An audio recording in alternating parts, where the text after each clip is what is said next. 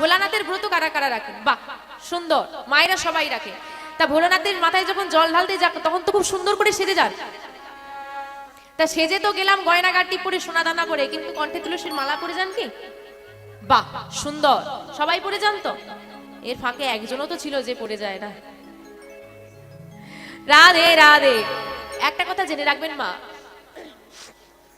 তোমার গলায় তুলসীর মালা নেই বলে আমাদের বাস্তব জগতের বৈষ্ণব তোমার হাতে জল গ্রহণ করলো না।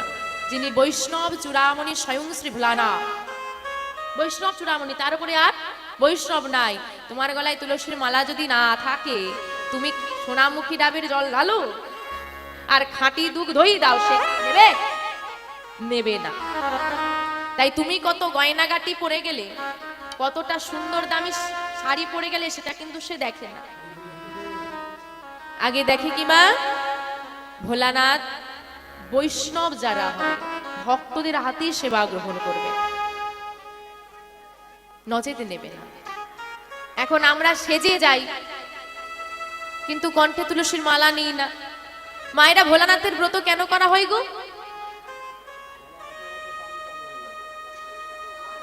সুন্দর, মানে ভোলানাথের মতো স্বামী পাবে বলে। ভোলানাথের মতো স্বামী পাবে বলে তো ব্রত করা হয়। যাদের বিবাহ হয়ে গেছে আবার ব্রত করছে কি ডবল করে পাওয়ার জন্য? এবার সন্তানের মঙ্গলের জন্য। ভোলানাথ হচ্ছেন আশুতোষ, অল্পতেই সন্তুষ্ট হয়। ভোলানাথ কারোর উপর প্রসন্ন হয়ে গেলে ভগবান তার থেকে মুখ ফিরিয়ে নিতে পারবে না, কারণ ভক্ত যাকে কৃপা করে ভগবান কৃপা করে। ভোলানাথের মাথা যদি ঠান্ডা রাখা যায়, পরিবারের সকলের মাথা ওম শান্তি। এখন ভোলানাথের মধ্যেও খারাপ আর ভালো আছে। কি খারাপ? শ্মশানে থাকে না, ওটা খারাপ না, ওটা ভালো।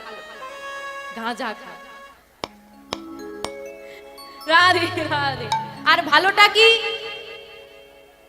সর্বদা কৃষ্ণ নামে ডুবে থাকে, তাই তো? এইবার ভালো আর খারাপ আছে। আমরা যখন জল ঢালতে যাই কি খারাপটা নিয়ে যাই, মানে সেজে যাই, খারাপটা নিয়েছি। ভালোটা কি কণ্ঠে তুলসীর মালা, একটু সেবা করে যাওয়া, তাই তো?